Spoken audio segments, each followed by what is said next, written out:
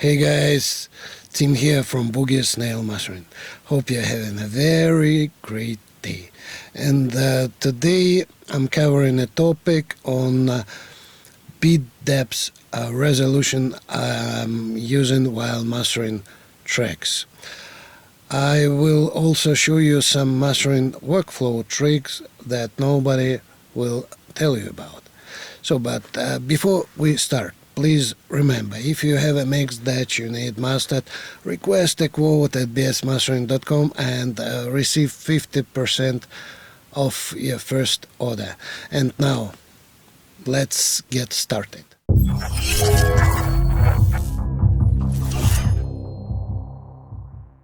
Bit depth is amount of dynamics we can capture in audio files. Meaning, if you have your audio sample in 16-bit wave file and there's a sound lower than minus 96 dB full scale, you won't be able to recover it. It could be a reverb tail at the end of the track, for example. It is a dynamic range that you can save. You may also see this code SNR, which stands for signal to noise ratio. In other words, bit depth is a resolution defining how many volume levels there can be. And now I just want to give you a quick idea how the bit stuff works for those of you who don't have an understanding. So a bit can be either 0 or 1, and if we have one bit, we have two values, 0 or 1. If we have 2 bits, we have 2 by 2 combinations. So it could be 0, 1 or 0, 0 or 1, 0 or 1, 1. We have 4 combinations, so to say. And basically, if we have 16-bit signal, let's make some calculation.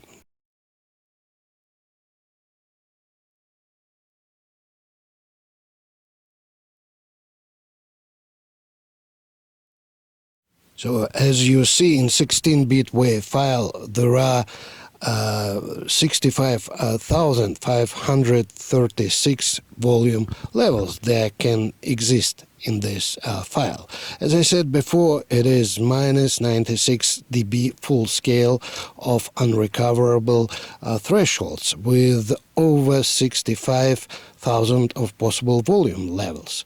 Now the bit depth fun begins. In 24-bit wave file, there's minus 144 dB full scale of technically accessible dynamic range, and the resolution is so high that it can consume over 16 million audio levels. And the 32-bit is a dinosaur audio file. It is the very best you can go, but it is the biggest audio file. Wikipedia says that it has supposedly minus 192 dB of signal to noise ratio, which we can visualize as recoverable thresholds, but in practice it is way more. No matter how quiet you will make the sound, unless you don't completely mute it, you will be able to normalize it and get back 100% perfectly lossless file. So 32-bit depth is virtually infinite recover thresholds with over 4 billion possible audio levels. So, as I said, no matter how quiet sound you will make, you will be able to recover it. What is funny is that in 32-bit file, if it clips enormously and it is unrealistically loud, you will be able to recover 100% perfect unclipped audio.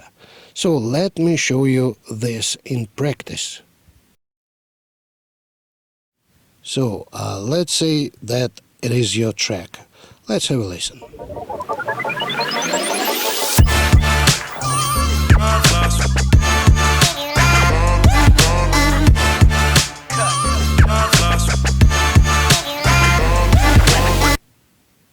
So, and now, if if you go and boost this track, say by, well,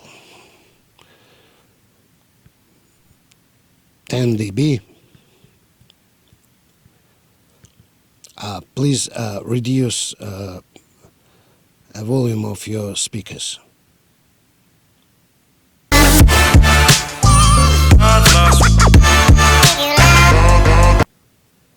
So as you hear, now we have a very distorted clipped audio file.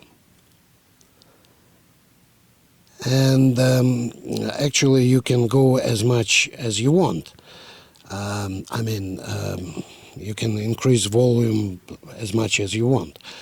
And if now I go and render this file in 32-bit float,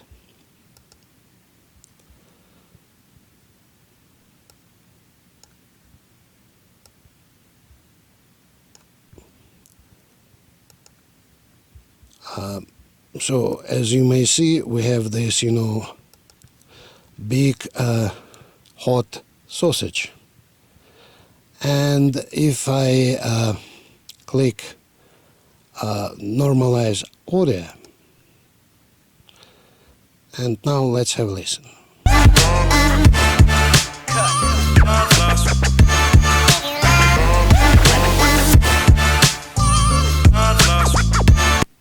So, and as you hear, now we have perfect unclipped sound. It doesn't matter that we have this, hot sausage of at the beginning. So if we apply same thing with this, hot sausage and export it as a 16-bit file, for example, let's do it. Let's choose this, original one and change resolution.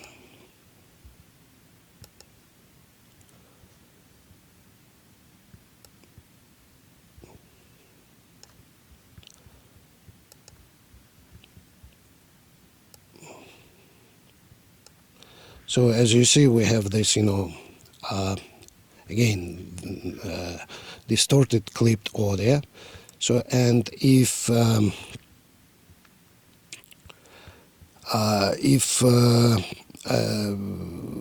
apply normalization, it just doesn't work.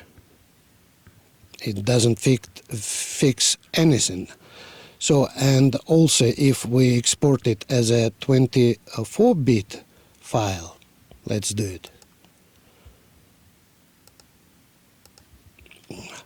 Okay, let's change resolution.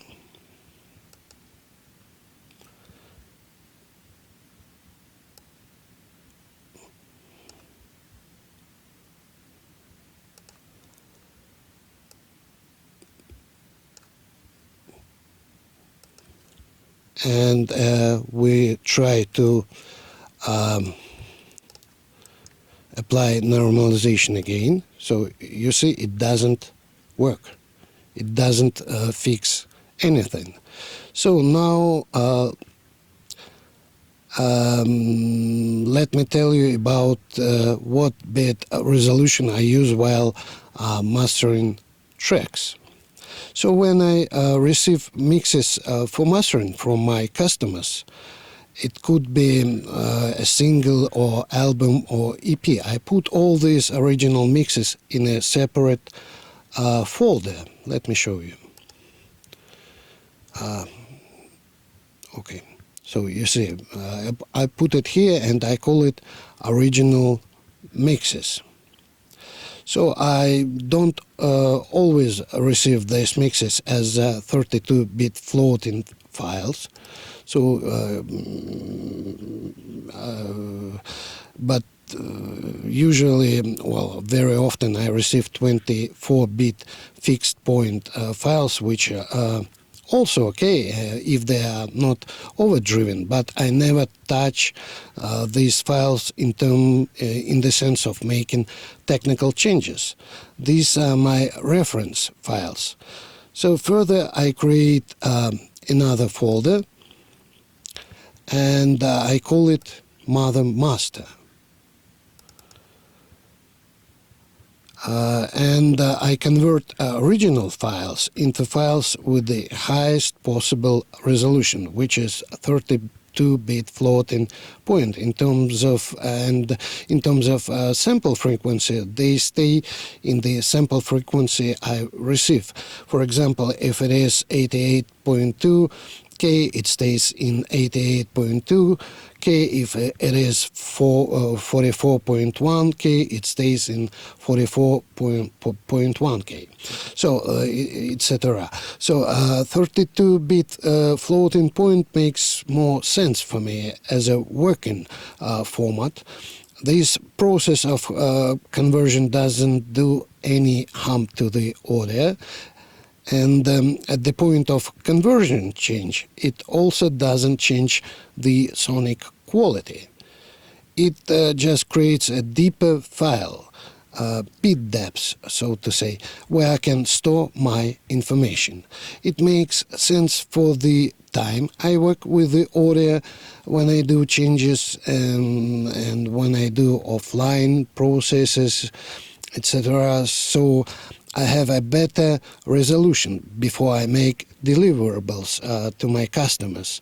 Then I go down to 24 fixed point or 16-bit format, depending on what format is required. So now you know that the higher the bit depths, the more data will be captured to more accurately recreate the sound. If the bit depth is too low, information will be lost and the reproduced sample will be degraded. So that's about it for today. If you like my videos, please subscribe and hit the notification bell to support my channel. And have a very nice and great day, and see you next time.